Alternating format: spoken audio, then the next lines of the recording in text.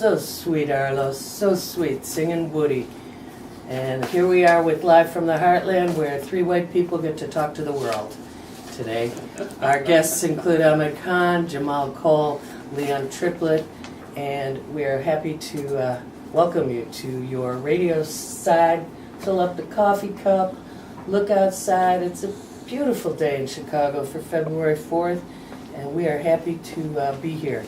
Good morning, Michael. Good morning, Tom. Good morning, Good morning, Katie. Deportee was chosen, Tom, by you. I guess you discovered a lot of different versions of it when you were looking through the music. I had trouble deciding how many to use and who to use them from, so we're going to surprise our listeners with 2 or 3 other treatments as the morning goes on. And we'll do a little quiz. We're thinking of trying to get our Twitter account going, and this is just the kind of thing where we could do some audience engagement. Okay, so who sang that version exactly. of Deportee?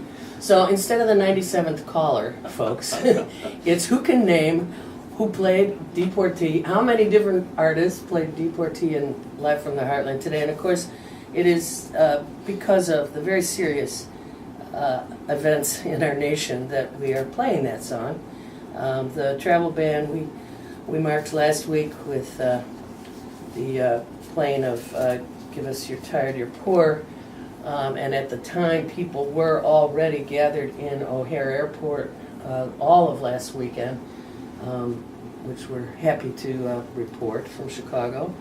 And what we need to know now, yeah, go ahead, Tom. Well, I'm just going to say, it'll sound trite, but I think it's real important for us to understand the role of music in these times. Life for me has been crazy for all sorts of personal and professional reasons since a certain election. One thing that's kept me sane is that there's a hell of a lot more music than news going on in my house, of all kinds. That's true. And so stumbling That's across a sequence that was both timely in terms of Deportee, but reminding us that we've been through this before. We survived. Some people got hurt.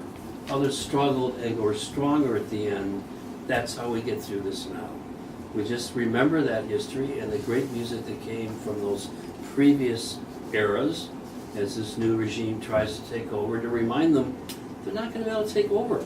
They've tried to do it before, and we've fought back. And our music can help us, along with culture and good political discussion, to get through it. In case you guys have just woken up, yesterday Washington State sued over Trump's immigration ban and travel ban, and the Washington judge, who Trump refers to as a so-called judge, in another classy act, threw it out. So Our actually, so-called president. The planes were rolling and bringing people back, to America. People who already been vetted and already have their green cards, et cetera, et cetera. So this is a step forward, and not that it's over, but it's we got a couple of days of people will be landing and coming back to America. It's I just have to say, again, we as three white people, we have no clue. We have no clue as to how people are being hurt right now. Even though the stories are being shown, printed, individual stories of families disconnected, the vetting process had already been in effect, was already pretty stiff for refugees from Syria for sure, and for other some of those same nations. And I think we really have to understand that we can only guess at the pain and hurt and suffering that is going on as a result of this travel ban and a number of other things that we had to do with before that. Our wonderful colleague and guest last week, Mark Brown, had another stunning column this week that speaks just to this. The 87-year-old grandma, 15 years to get the right travel visa so that she can join her naturalized citizen son and his wife and kid, and she was stopped from flying here. Why? Well, I forget which country she's coming from, but despite extreme vetting and being okayed at 86 as a non-terrorist threat, Yeah. because she was coming from the wrong country, she will not be able to see her granddaughter or visit in her remaining years, because the plan was that she would move here. That's the paperwork she got approved. Will not be coming, because February 11th is the last day she can travel. And then process starts all over. Yeah. She Well, won't she be may be on alive it. another 15 Let's years. hope she's on a plane now, because the airlines were told they could board passengers coming here. Yeah, it's gonna be mayhem. I'm afraid she's from Syria. Moving from that, a couple of our things that we want you to know about. The first Mondays at the Heartland continue this Monday, February 6th, with related.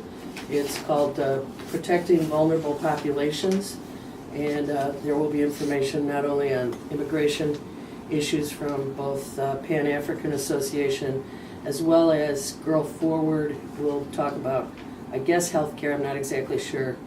And also Planned Parenthood Federation will be represented. The first Mondays are a very unique and wonderful event that have built a nice community of activists knowing each other, once again using our favorite corner of the world, Glenwood and Lunt.